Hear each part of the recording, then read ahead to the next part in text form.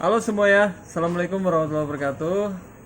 Selamat malam teman-teman sejawat sekalian dimanapun berada. Jumpa lagi dengan saya hari ini, Apoteker Zaini.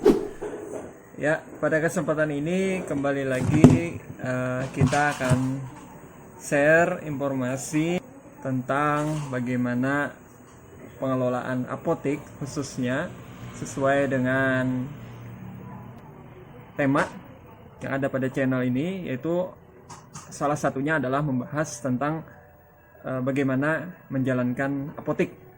Nah, jadi pada kesempatan ini saya akan share informasi khususnya berkenaan dengan bagaimana paradigma pelayanan apotek di era sekarang atau yang disebut dengan paradigma baru pelayanan apotek.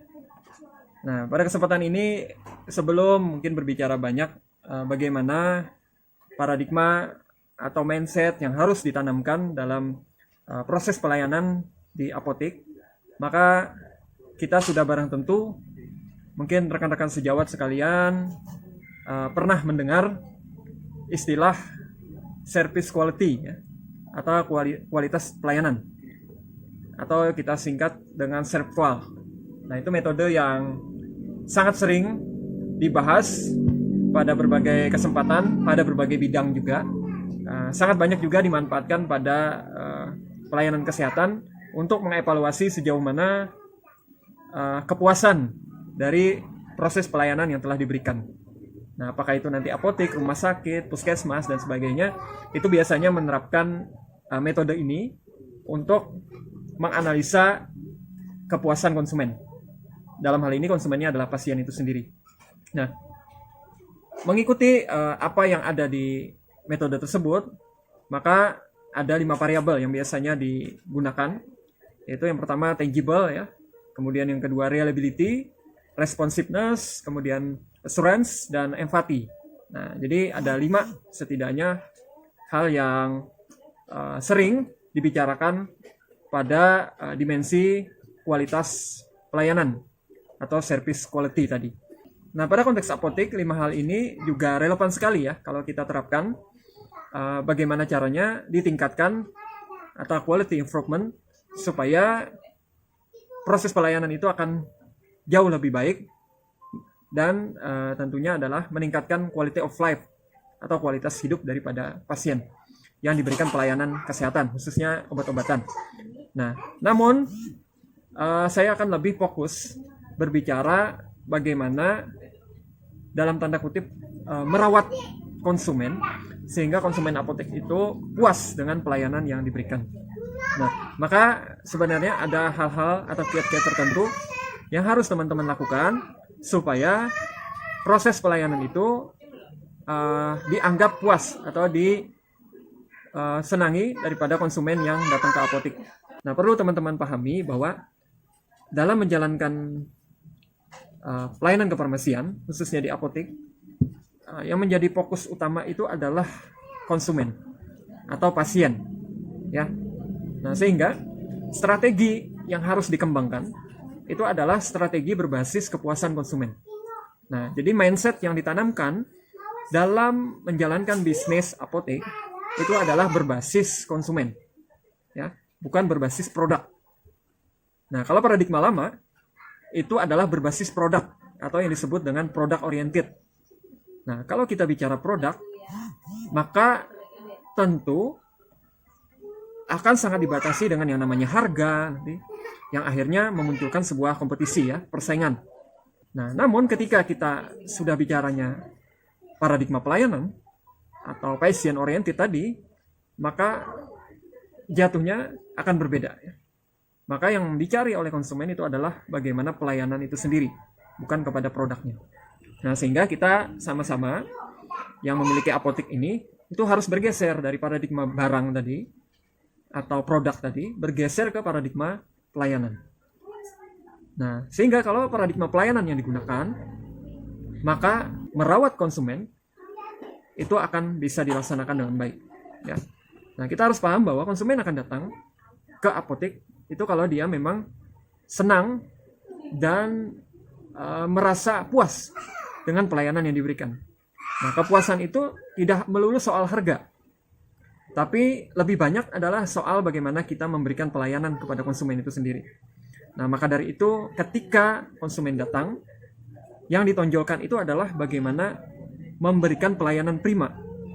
Nah, mungkin teman-teman apoteker, teman-teman tenaga teknis kefarmasian itu sudah paham ya, karena kita belajar materi itu ya.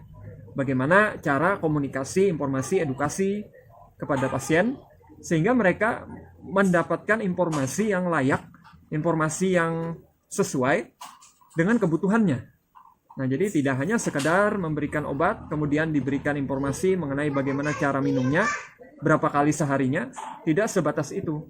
Tapi kita berikan informasi-informasi tambahan lainnya yang berkenaan dengan status pengobatan pasien ini, sehingga muncul sebuah pemahaman bahwa kita memiliki andil untuk mempercepat kesembuhan dari pasien tersebut. Nah, tentu peran apoteker, peran TTK di sini sebagai ujung tombak pelayanan kefarmasian dalam memberikan informasi kepada pasien itu sangat penting untuk dipahami.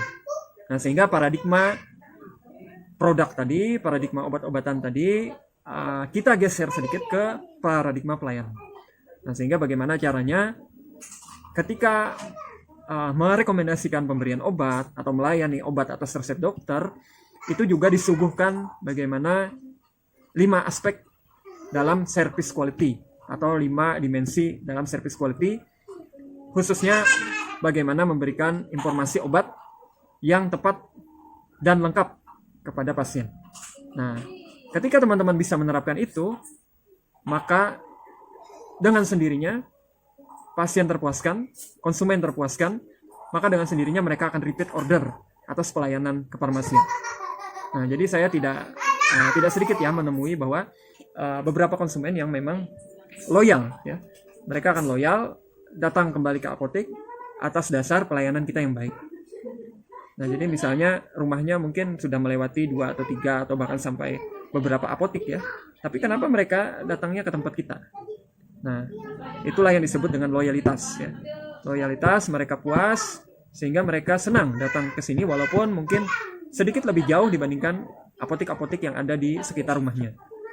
Nah, sehingga perlu dipahami bahwa aspek pelayanan ini menjadi hal yang sangat penting dibandingkan produk itu sendiri. Nah, produk itu bisa mengikuti ya teman-teman. Produk itu hanya instrumen yang digunakan dalam pelayanan kefarmasian. Tapi lebih dari itu adalah bagaimana kita memberikan informasi yang baik, yang lengkap kepada pasien, sehingga pasien memahami bagaimana cara meningkatkan kesehatan, bagaimana mempercepat kesembuhan daripada penyakit yang dialaminya. Nah, tentu untuk melakukan ini perlu pemahaman lebih detail, kondisi masing-masing pasien. Kita dituntut juga harus memiliki keilmuan yang cukup ya.